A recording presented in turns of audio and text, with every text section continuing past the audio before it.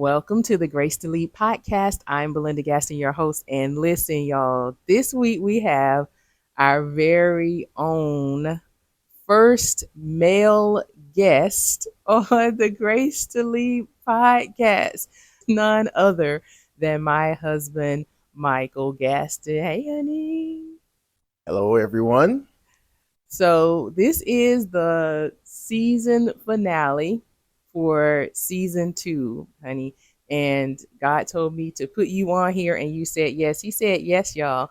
So today, you and I are going to talk about leadership and our marriage. So let me go ahead and introduce you properly. All right. Okay, so let me introduce you properly to Michael. Michael Gaston and I have been married for 25 years.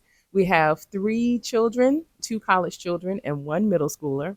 And we are in the stage of our life right now where we are transitioning. I think we've transitioned for the last few years between Michael has a long career in law enforcement, and I still am working in public health as a leader, but also have in the last few years, transitioned in creating Grace to Lead, the podcast, the leadership development firm, and the ministry. And so it's been a lot of transition. Also, Michael has retired, and so he's also restarting a new career, and we'll talk about that a little bit in acting as well as his consulting for church security services. So I can say we're in transition, but that is who he is. So welcome, Michael Gaston, to the show. Thank you, honey. All right, so I have questions, y'all. And if you are watching us on YouTube, hi, welcome. This is our Um, my second video that I posted on YouTube. If you are listening, thank you for listening to the Grace Elite podcast. And so we're going to start with our first question. Question number one. Question number 1. So let's start with leadership, right? Leadership. After 25 years of marriage, what's one leadership lesson you've learned about us navigating life together? I would say the main thing I learned about navigating leadership within a family context is discussing everything, talking about everything before you implement anything. Without those discussions, it can go sideways. And I've proven without discussing things that it has and will go sideways. So, whatever is going on in your marriage or whatever plans you have for the marriage or for the family, there has to be some type of discussion, whether you disagree or agree or whatever. It's good to have those discussions so whatever your plans are, they don't go sideways, so everybody's on the same page.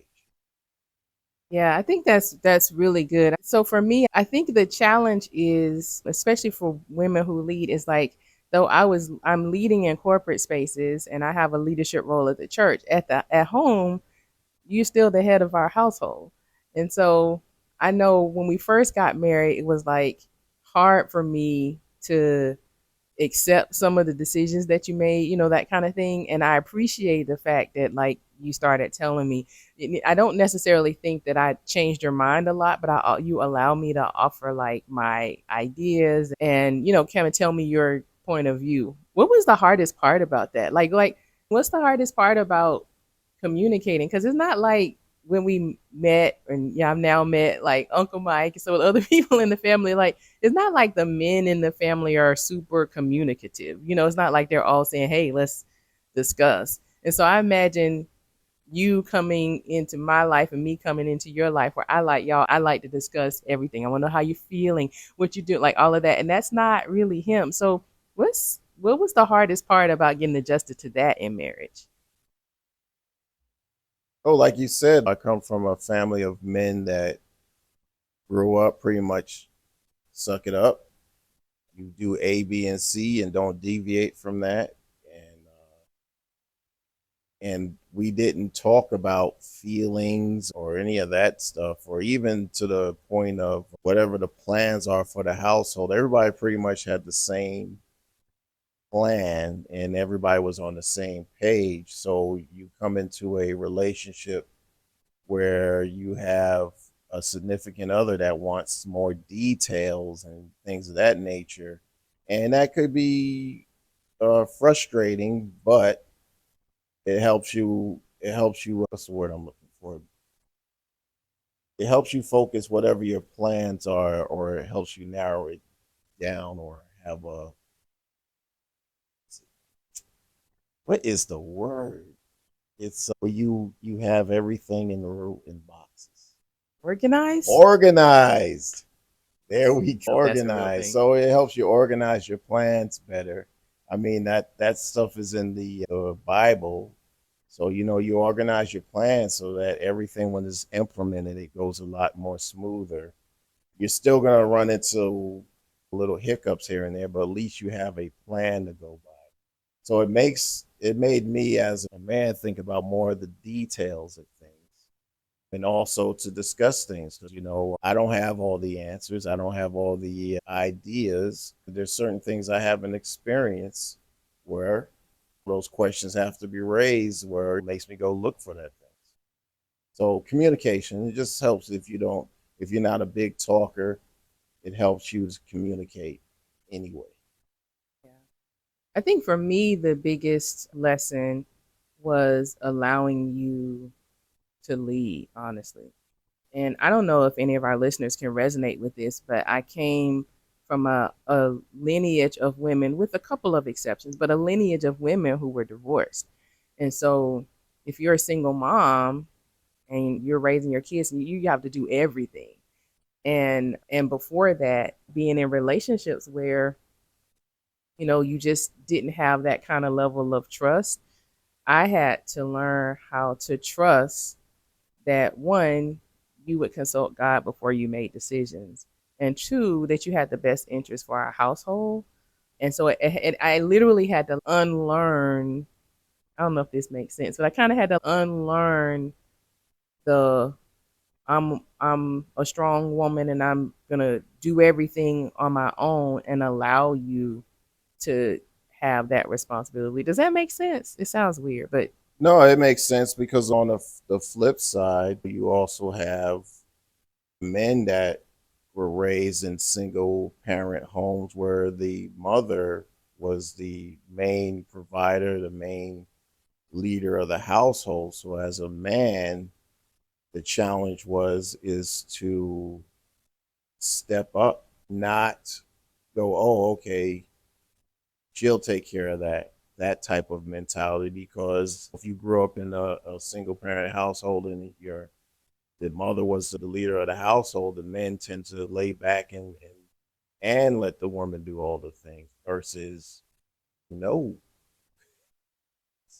this is your job, this is your responsibility. But if you haven't, thankfully, men of from church and men that are working in law enforcement, even men from the streets and that nature, that's what helped me to realize, okay, we got everything flipped and we need to flip it back. And also in that communication and leading, you have to learn how to lead.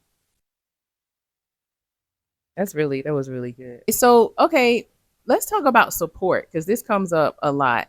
I have women who lead who message sometimes and say, "Well, you're giving great advice, but my husband doesn't really support my leadership in these areas." And I understand what that's like, but since we've been married the last 25 years, I have felt nothing but support. I mean, even early on, because when we first got married, I was kind of climbing the corporate ladder and I was really a go getter then. Not as much so now, but then I was. And I never felt like you didn't support my promotions at work. I never felt like it was a competition between the two of us, but so many people are experiencing that. And so, how would you like describe the kind of support you needed as you led the house and led in spaces outside the house from me? And I can describe the kind of support I needed from you and how because I think that we did a good job of support. I mean, I hope, I don't know.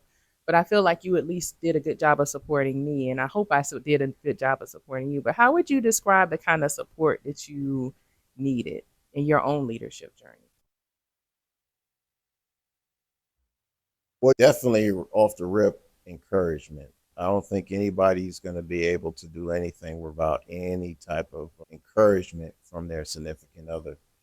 So you're in the same household, so you might not get that encouragement from people outside of the household, but you, as a man, you definitely expect that encouragement in the household. No matter what's going on outside, you have encouragement from home. So that's off the rip. So as far as encouraging each other, I'm always for anybody, especially my wife, if you're trying to better yourself, not just for yourself, but for the household in a whole, because that helps the household. That helps out the household financially. That helps out the household spiritually. That helps out the household physically. So I would say that's why I encourage. And if one person in the household, not just me, if it was one of the kids had their stuff already set up for their business or whatever, then I would say we pour our intention to that, encourage that kid. Whoever has the plans as far as entrepreneurship in the household. I can give you the suggestions and I can tell you, like, hey, Joshua knows how to do that. Let's reach out to him. Jada knows how to do that. Let's reach out for her to help you with that. Even Olivia knows how to do this.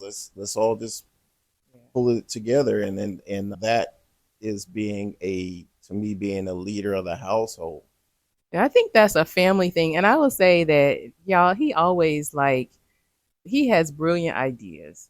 And I don't think, understands how his brilliance. But that's a whole, I feel like that might be a part two Yeah, that's a whole conversation. different But you conversation. brought up something that made me think. And so one of the things that I'm really focused on right now as it relates to support, because we're talking about like support for leaders, is also helping to birth your visions, right? And so me and the kids talk all the time about like how we can help you, especially now because we're in transition. You've retired now, so you got more time to do these things.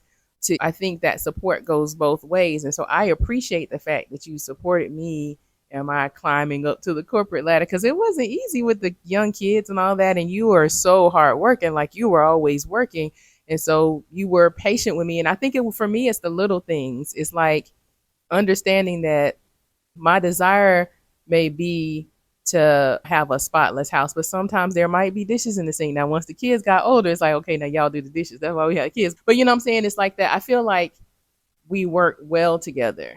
And what I had to realize as a leader, but also as a wife, is that it's never, I think our pastor says this all the time, it's never 50-50. Marriage is 100-100. So I'm all in, you're all in, and we have to like navigate those With times. no expectations. A lot of people believe if they put in their 100%, there's going to be an expectation for reciprocation, and it doesn't go that way all the time. So if you're just going to do it, I would say just do it without any expectations, because that's where your disappointments come in, and that's where the enemy uses that to drive a wedge between you and your wife or your husband. It's doing it without expectations, and forgiveness always has to be in the forefront of your mind, because if you don't have forgiveness and you get rid of your expectations, you're going to have the enemy uses that to cause thoughts in your head. That's what is a killer to me for Yeah, I'm glad you said that because I had ridiculous expectations when we got married. I didn't know what to expect. And I feel like we watch TVs and movies and you're like, oh, it's gonna be like this. And when it's not, it's easy for your mind to wander. And I'm sure you had these moments because we talked about it where like, well, this is not what I expected. And then we go through seasons too. Like in the 25 years, I feel like we've gone through cycles. There are times when one of us is feeling one way and the other person is feeling another, but God's always allowed us to find our way back. So I don't want people to think also that this is, I don't know, would you say it was easy? No, This it can be easy, but you have to have God in your life at ground zero. God, then when those disappointments or those surprises or your expectations are not met without God, you can go anywhere with that. With God, at least okay, Lord, you can say, Lord, what is this? That that's not the person I met. That is, and I'm telling you, boy, there been so, as leaders, we want to make sure that we are walking in our authentic selves. We say that, but the reality is, your authentic self changes in seasons.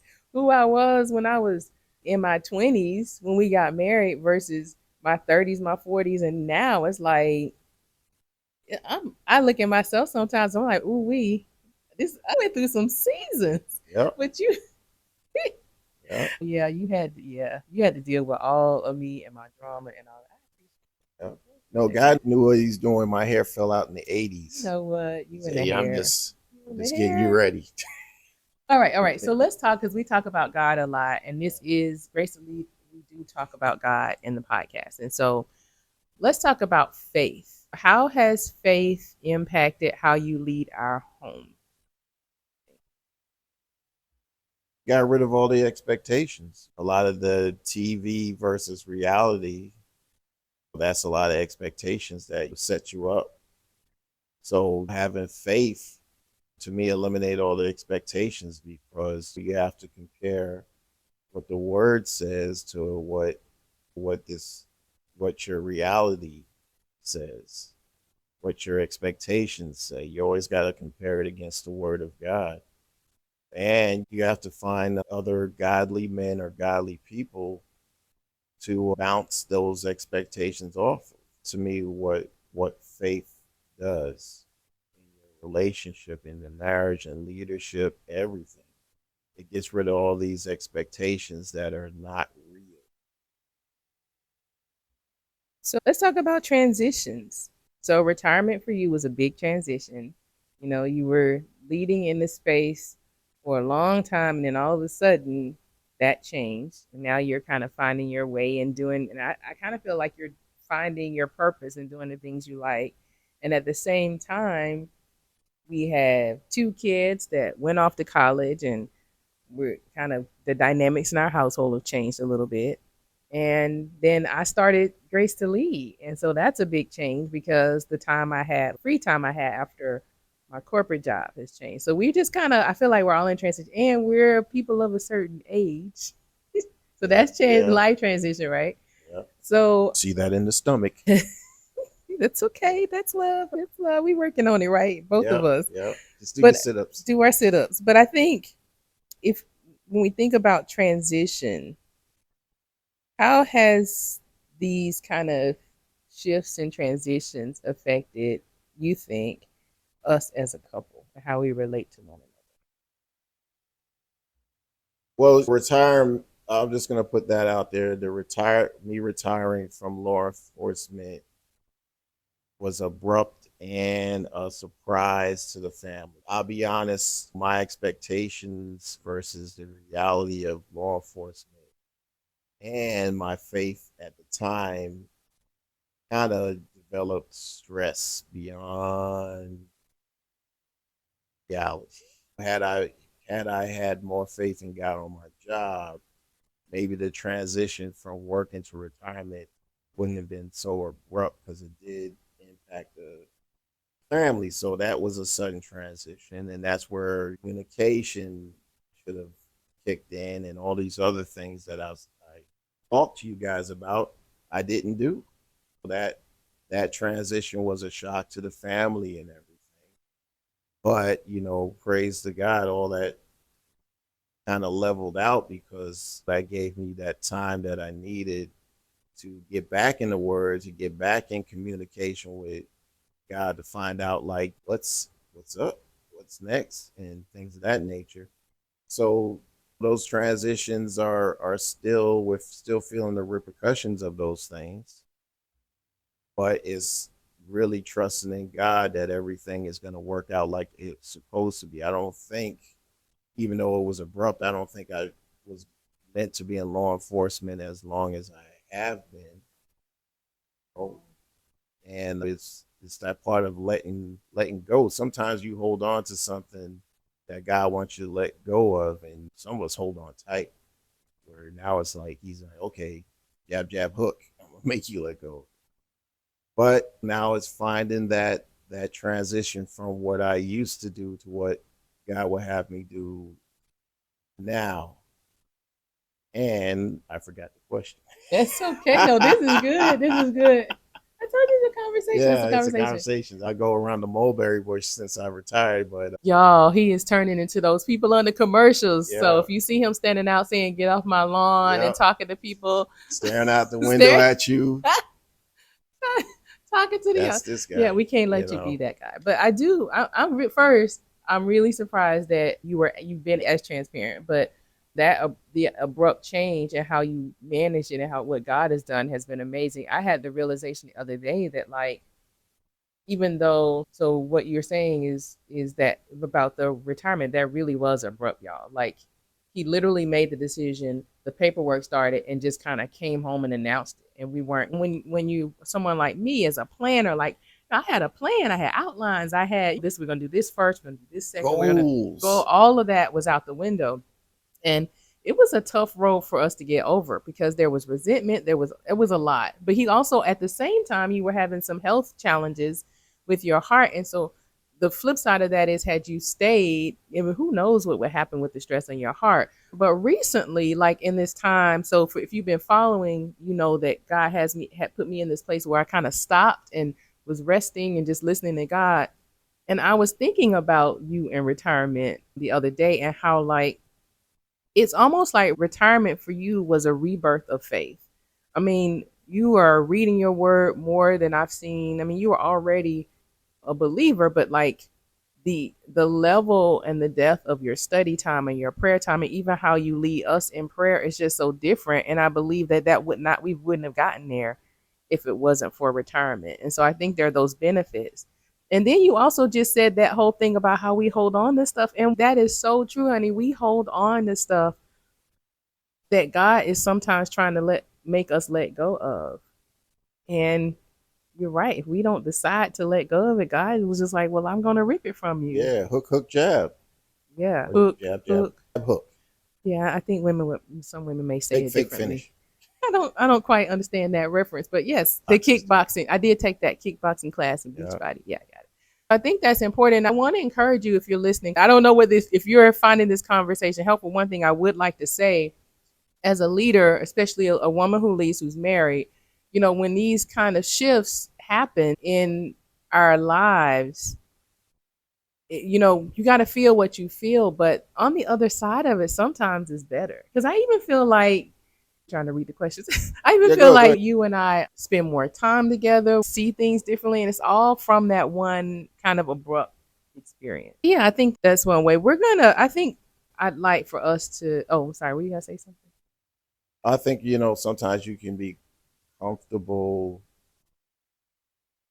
in your discontent without knowing that you're not content. Something like that. Wow. It's a comfortability that, God's trying to shake everybody out of. And Comfortable in your discontent. Pretty deep. I feel like that's a yeah, that's a woosah whole moment. other. It's a Selah moment. That's what we call it. You're right. And maybe that's the point.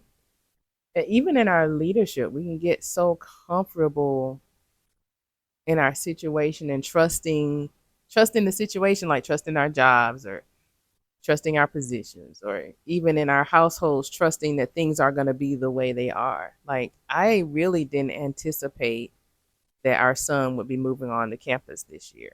I expected him to do what our oldest did, which is go to campus 1 year and then be like, okay, I'm done. I want to stay home and commute. And so, you know, it's a different dynamic. Yeah, and that's another transition that was kind of to me sudden and abrupt, but it's something that happens, and it's something that you have to really lean into God and reach out to God for help to those type of transitions happen. And if you don't have it planned out, it can catch you sideways. Yeah.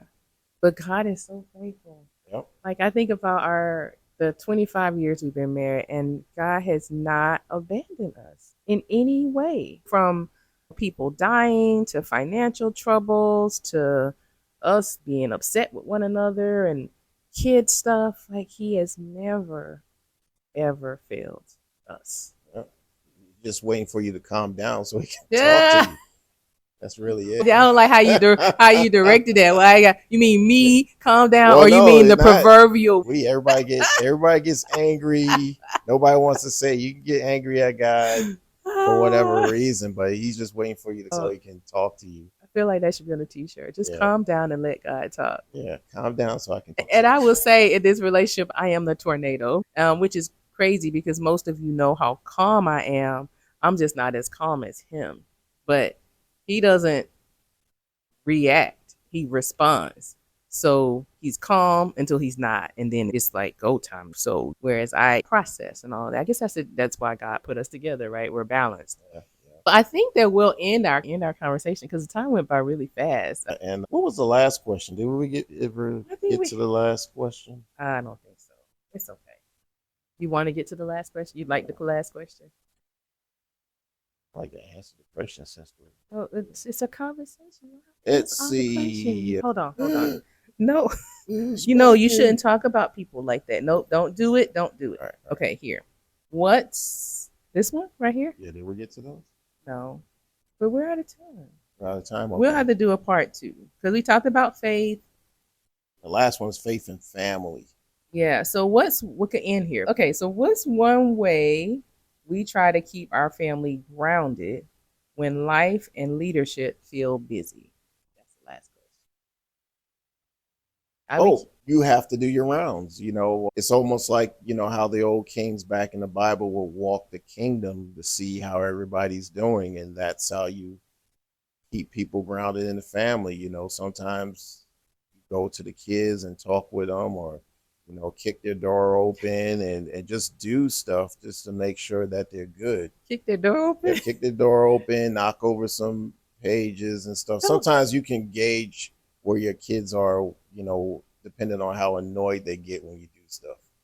So that to me helped keep them grounded and, they know you love them or Yeah. you wouldn't even go in their room and stuff like that. But yeah, you walk your kingdom. You make sure that everything is good. You talk to people. Even if it's a short conversation, even if you just give them a look and then you move on. Yeah, I think that's kind of annoying for the kids. Yeah, it But is. yeah, It yeah.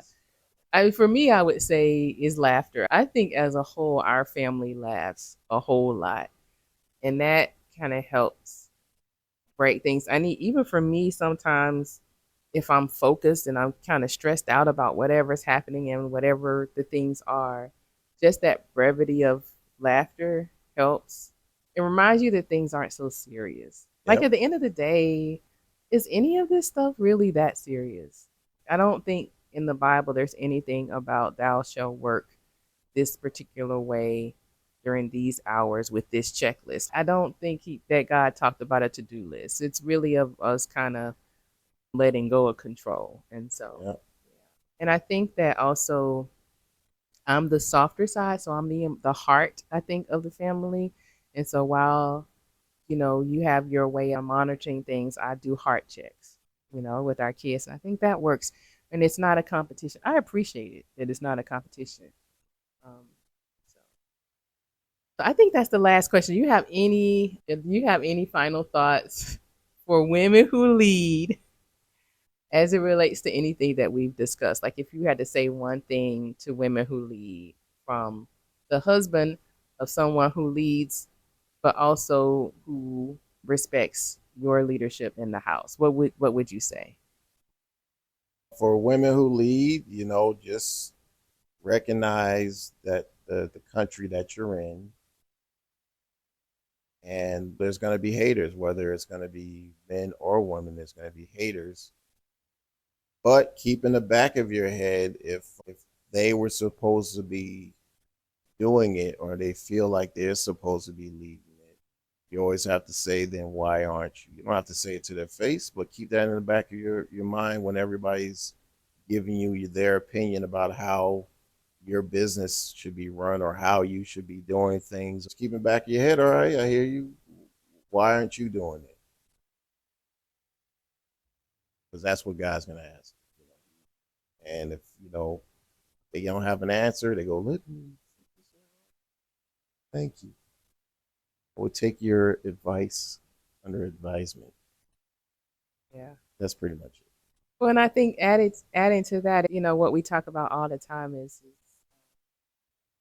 God called people in certain places of influence. And what we've defined leadership is influence.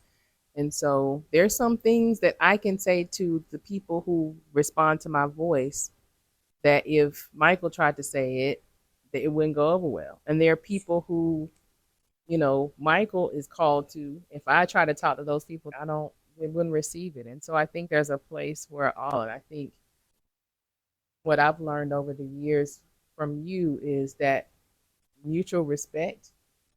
And, there have been times we had to call each other on, like, well, that's not quite respectful. I don't really like the way you did that. But that mutual respect and communication and just not taking things so seriously, all that kind of stuff matters and it's helpful. So I'm grateful. Mm.